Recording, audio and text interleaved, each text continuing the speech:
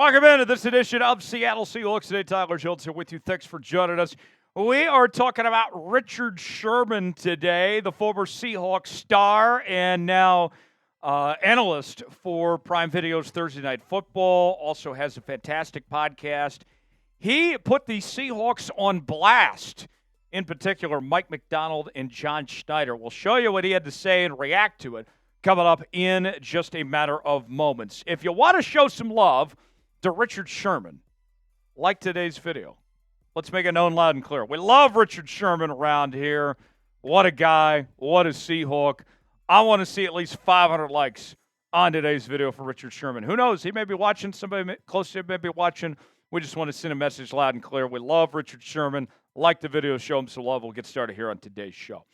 Sherman sounds off. The former Seahawks corner called out the Seahawks, and in particular, their decision-making process. This new era of Seahawks football with John Schneider and Mike Macdonald calling the shots.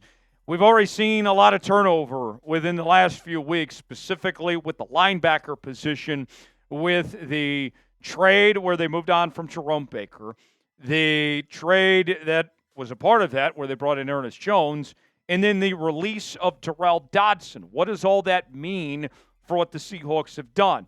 Richard Sherman said that these moves by the Seahawks in recent weeks are conceding that you made mistakes. It is your way of admitting failure, according to Richard Sherman. Here's more from Sherman, exactly what he had to say. You said, hey, we're going with PFF's highest and second highest graded coverage linebackers. Wait, what? No offense to those guys. Those guys are quality players and probably could play. But there's a reason Mike Macdonald looked at the tape and said, he's the problem. We're cutting him. There were some issues in the run game that we couldn't get stops. It was the most politically correct way you could ever talk like this. He should go into politics, referring to Mike Macdonald there. Maybe he has a political future when he's done with coaching here. Sherman's right. He absolutely is right about this.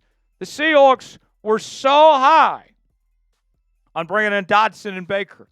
They looked at the nerd numbers and said, we got to have those guys, and we're not going to spend a lot to get them. Makes a ton of sense.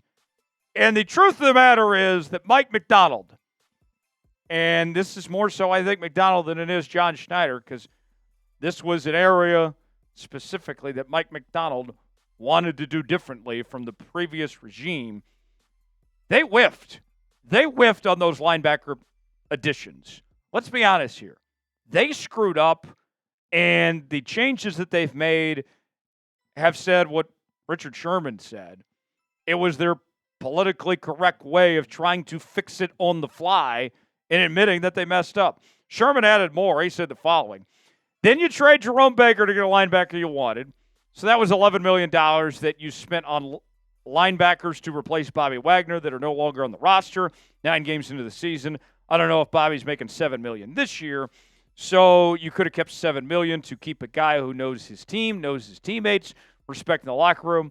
It was really frustrating then, and it's even more frustrating to see the moves now because you're basically conceding that you made mistakes. And look, I understand to an extent moving on from Bobby and Jordan Brooks. Bobby, of course, getting older, Seahawks trying to get younger, and he had lost a step when it came to coverage, and Jordan Brooks had really struggled as a coverage linebacker. But now you look at what they're doing at their respective teams now. Jordan Brooks is having a career season with the Miami Dolphins, and now he's got Tyrel Dodson joining him. And then Bobby Wagner has been awesome with the Commies, coached by who else but Dan Quinn.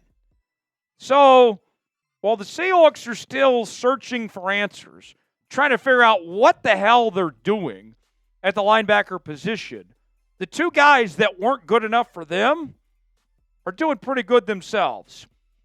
That hurts. It hurts, folks. Who is the most to blame for the Seahawks' issues when it comes to this linebacker position? Is it Mike Mack? Is it John Schneider? Is it somebody else?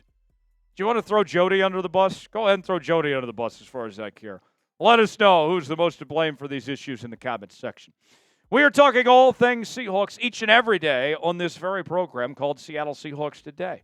We have our news and rumors, bringing you sometimes 2 and 3 videos a day, live shows every Wednesday, watch parties every game day, breaking news, Q-Day mailbags, and more. If you love the Seattle Seahawks, this is the channel for you. We are always going to be honest with you, folks. We don't tell you what you want to hear. We tell you what you need to hear. For the latest happenings of your Seattle Seahawks all season long, subscribe now for free, youtube.com/Seahawks TV. Now, the big reason why the Seahawks departed from Dodson and Baker was how much they struggled against the run. And with Dodson in particular, how much he was missing his gaps and missing his assignments. I mean, it was chaos with how much they struggled against the run. And then you look at Jones and Knight, and the question you have for those guys, is it going to get any better? You hope it does, but it's still TBD on this situation of if we're going to see much improvement or not. There's reason to be optimistic when it comes to Ernest Jones. Ernest Jones has been solid this season since coming over from the Tennessee Titans. And I think the Seahawks do plan to extend him, and he'll be around, I think, for a long time. In 8 games played, he's at 68 tackles, 4 TFLs, 3 pass breakups. Ernest Jones has been solid. Tyrice Knight is a big question mark. He's a rookie. There's going to be some growing pains. There's still a lot to learn. But in the small sample size we've seen, he's had 23 tackles and 1 TFL. Now, let's take a step further and go to those said nerd numbers that the Seahawks are diving headfirst in and looking at closely. We pull these up because we know the Seahawks are looking at PFF numbers. So for all you out there that don't like PFF, well, the Seahawks clearly do. And you look at what Ernest Jones has done. Overall grade, 66, not bad. Run defense grade, that's an improvement. That's what the Seahawks are looking for right now, 71.2. Pass rush grade, 60.5. Coverage grade, not so hot, 58.5. Now let's look at Tyrice Knight. Granted, it is a small sample size, but nonetheless, overall grade, 57.3. Run defense grade, all right, that's okay, 64.9. Pass rush grade, 66.4. But then the coverage grade, not so hot, 48.2. So here's my question as we break down these numbers and get into the analytics and all that. My question is, did the Seahawks sell their souls to the devil for run defense, only to sacrifice themselves in coverage? For as much emphasis that Mike Mac put on investing in the linebacker position, they have quality coverage linebackers. And then they see the run defense issues and, they abort the plan. And like, all right, we got to refocus on run defense here. Have you created another problem by fixing another one? That's what I wonder with these moves the Seahawks made. I think it's a fair question. Do you believe in Ernest Jones and Tyrice Knight? Are they going to get the job done as your new starting inside linebackers? Type B for believe, D for don't. Get in that comment section and let us know. Byron Murphy jerseys are on sale now. Chatsports.com/Murphy. Got the home jersey, the road jersey, the alternate uniform as well. Free shipping is available. There's some discounts also on the website. You can see for yourself men's and women's options. Chatsports.com/Murphy. The link is in the comments and description of today's video. Makes for a great gift for the holiday season. Go see for yourself. Check it out right now.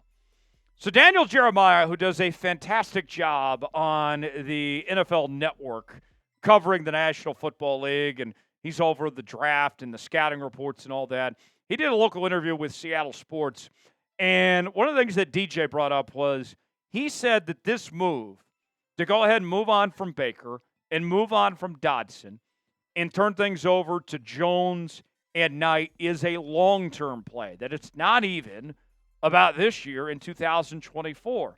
DJ saying the following: just what the standard is, and Dodson was not good enough. And look, it's early to be waving the white flag, but it also says we want to give opportunities to those that we think can be a part of this when we're winning.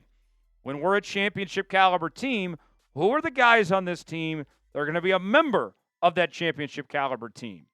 DJ went on to say And if you look at it and say, okay, well, this guy might be the best that we have right now, but he's not going to be good enough for us to be championship level team.